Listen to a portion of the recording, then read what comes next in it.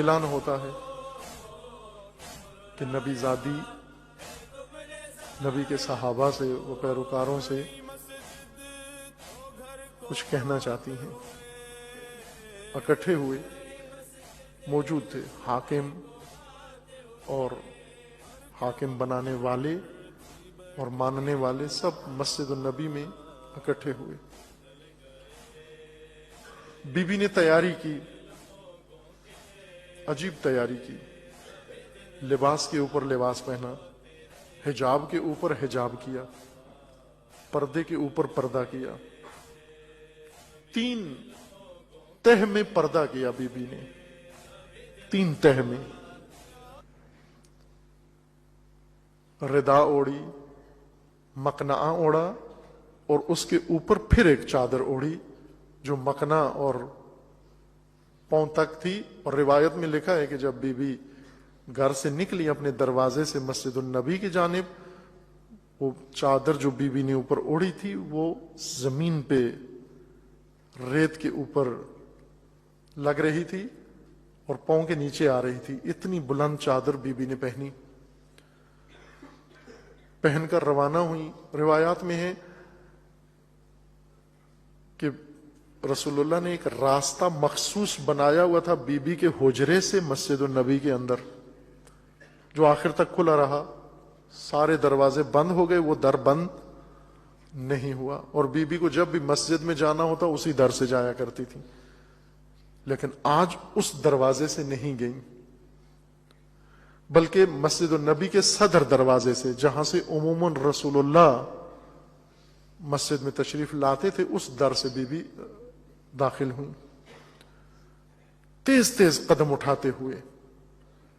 جن لوگوں نے دیکھا انہوں نے فوراً ایک دوسرے کو متوجہ کیا کہ زہرا ہر روز اپنی خاص انداز سے چلا کرتی تھیں، آج نبی کی چال کی طرح چل رہی ہیں، آج اس طرح سے قدم اٹھا رہی ہیں جس طرح رسول اللہ قدم اٹھایا کرتے تھے.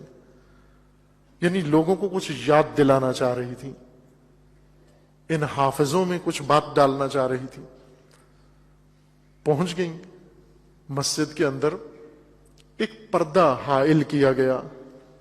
اس پردے کے پیچھے جا کر بی بی بیٹھی اور چند خواتین بی بی کے ہمراہ تھی بنو ہاشم کی، ان کے ہمراہ جا کر بی بی بیٹھی اور بیٹھتے ہی رونا شروع کیا. اور بی بی کے گریے کی آواز بلند ہوئی اتنی کہ مردوں کی آواز پر غالب آ گئی. اس قدر بلند آواز سے روئیں سیدہ، اور اس قدر دردناک آواز سے روئیں کہ مسجد میں خاموشی چھا گئی اور مردانہ حصے سے بھی گریہ و بکا شروع ہو گیا. مردوں نے رونا شروع کر دیا. ایک مدت تک بی بی روتی رہیں، پھر اس کے بعد رونے کی آواز کم ہوئی، ٹھہراؤ آیا، بی بی سنبھلی اور خطبہ شروع کیا. مفصل خطبہ جو فاطمیہ کی مجالس میں آپ کی خدمت میں اس کا کچھ حصہ بیان ہوا ہے اور باقی بیان ہوگا انشاءاللہ. وہ خطبہ بی بی نے بیان فرمایا. خطبہ بیان فرما کر پھر اس کے بعد اپنے حق کا مطالبہ کیا اور ادھر سے فیصلہ صادر ہوا. حاکم و حکومت نے فیصلہ دیا. وہ فیصلے نے زہرا کو تڑپا دیا، اتنا تڑپا دیا کہ مسجد میں رکنا ممکن نہ رہا. اسی دروازے سے واپس آئیں جس دروازے سے داخل ہوئی تھی، لیکن جس رفتار کے ساتھ گئی تھی اس رفتار کے ساتھ آئی نہیں. جناب سیدہ کے حجرے کا در اور مسجد کے در میں چند قدم کا فاصلہ تھا.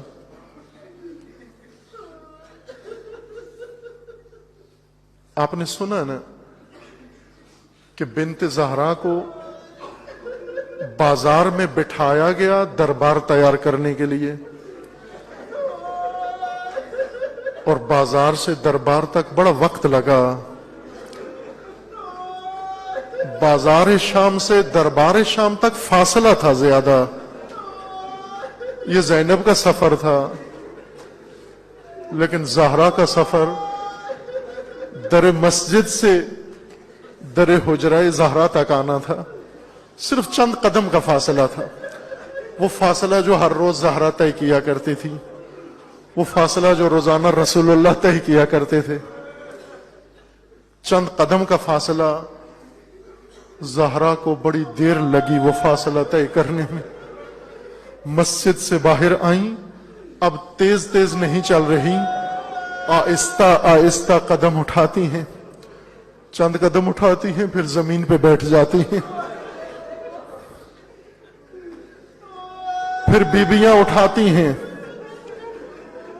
پھر چند قدم اٹھاتی ہیں، پھر زمین پہ بیٹھ جاتی ہیں. اس مختصر سے فاصلے میں زہرا کئی دفعہ بیٹھی، کئی دفعہ اٹھی. کیا ہوا؟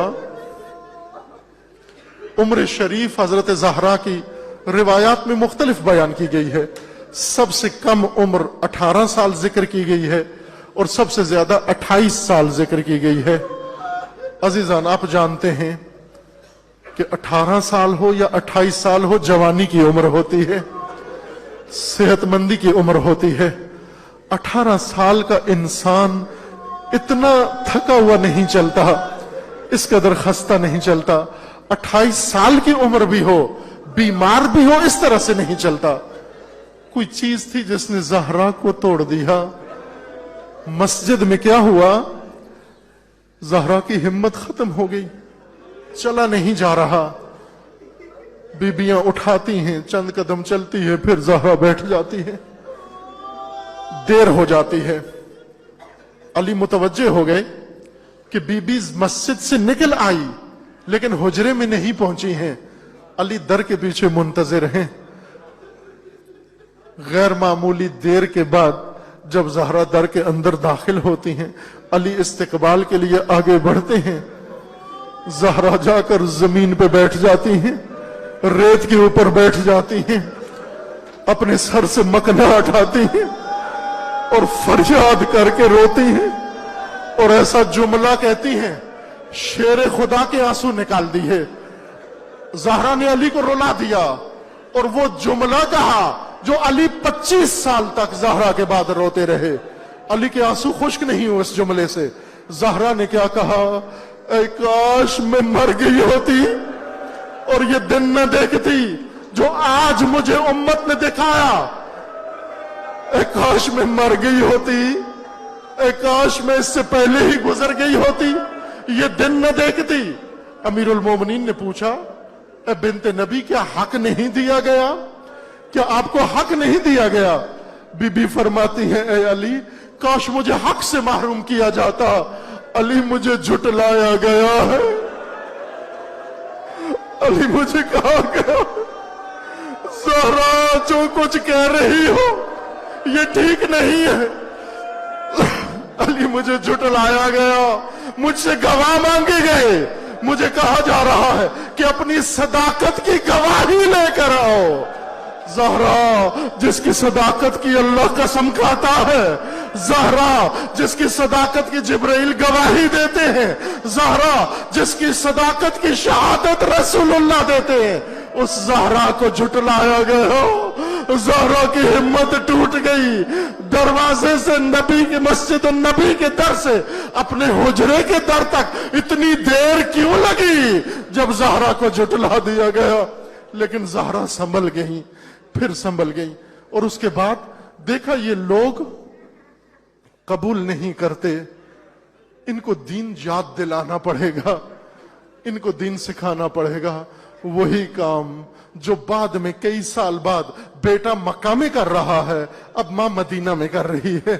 مدینہ سے گھر سے نکلتی ہیں، مدینہ میں ہر دروازے پر جاتی ہیں جہاں کوئی بڑا صحابی رسول اللہ کا رہتا ہے، کوئی غدیر کا گواہ رہتا ہے، کوئی غدیر کا شاہد رہتا ہے، جا کر اس کو فرماتی ہیں کہ تو غدیر میں موجود تھا، میرے بابا کا خطبہ سنا، تو آ کر گواہی دے دے۔ لیکن راوی لکھتا ہے کہ اکثر دروازے کھولے ہی نہیں گئے۔ لوگ جانتے تھے آج کون در پر آئے گا، آج کون دستک دے سکتا ہے، آج کیا مطالبہ ہو سکتا ہے۔ چند ایک نے کھولا لیکن گواہی کے لیے تیار نہیں ہوئے۔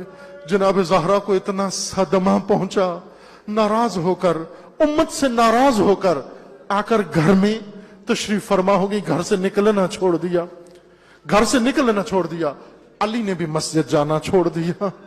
زہرا بھی گھر میں ہے، علی بھی گھر میں ہے، اور لوگ اپنے اپنے کاموں میں مصروف ہیں۔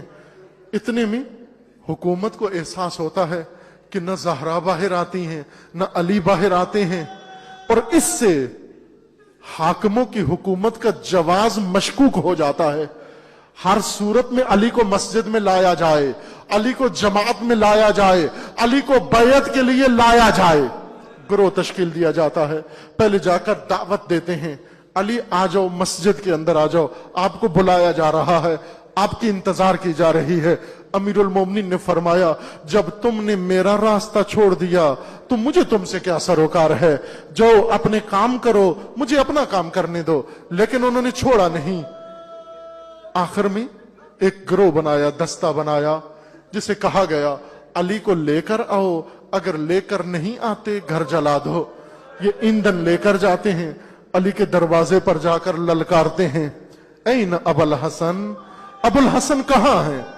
جناب زہرا آتی ہیں پشت در اور آ کر فرماتی ہیں من انتم، اے دروازے پہ بے ادبی سے بولنے والوں، زہرا کے دروازے پہ آ کر این ابو الحسن کی ندائیں لگانے والوں، پہلے بتاؤ تو صحیح تم کون ہو؟ آیا میرے بابا کے صحابی ہو؟ میرے بابا کے ماننے والے ہو؟ تو سن لو، من انتم، تم کون ہو؟ انا فاطمہ، میں فاطمہ ہوں، میں اسی نبی کی بیٹی ہوں کہ وہ نبی جو اس در پر آ کر آئے تطہیر پڑھا کرتے تھے، سلام پڑھا کرتے تھے، اور سلام کے بعد شہادت پڑھا کرتے تھے، میں اسی نبی کی بیٹی ہوں، انا فاطمہ۔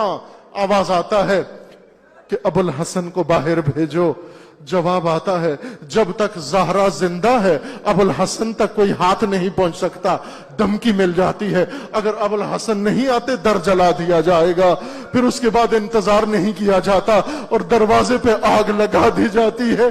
آگ کے لگنے سے دھواں اٹھتا ہے، دروازہ جلنا شروع ہوتا ہے، لیکن دروازے کے جلنے کا انتظار نہیں کیا جاتا، ٹھوکر سے در گرا دیا جاتا ہے۔ در کا گرنا ہے، پشت در سے آواز آتی ہے، در و دیوار کے درمیان زہرا مظلومہ پہلو شکستہ آواز دیتی ہے، علیہ علیہ یا فضا، فضا آئیو، محسن شہید ہو گئے۔ فضا آتی ہے، زہرا کو اٹھانا چاہتی ہے، فرماتی ہے فضا خبردار علی کو پتہ نہ چلے کہ زہرا زخمی ہو گئی۔ پھر اس کے بعد یہ لین جاتے ہیں، جلے ہوئے در سے عبور کر کے اندر جاتے ہیں، علی تک جا پہنچتے ہیں اور علی کو لے کر صحن میں آ جاتے ہیں۔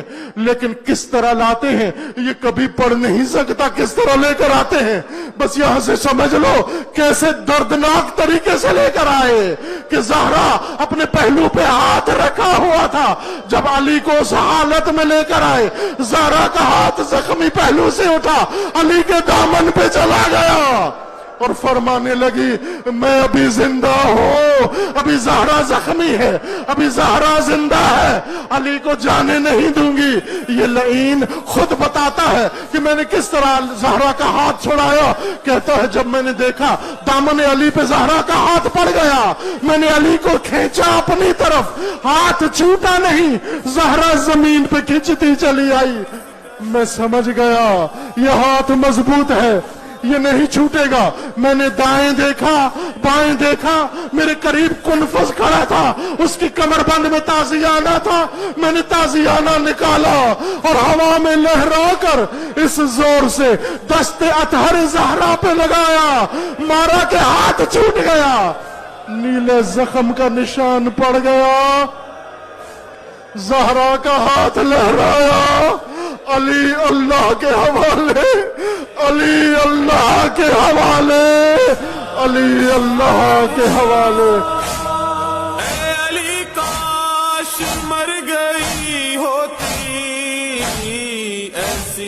حالت نہ دیکھتی تیری، میری لاش مر گئی ہوتی، ایسی حالت نہ دیکھتی تیری، قید رسی میں دیکھ حیدر کو،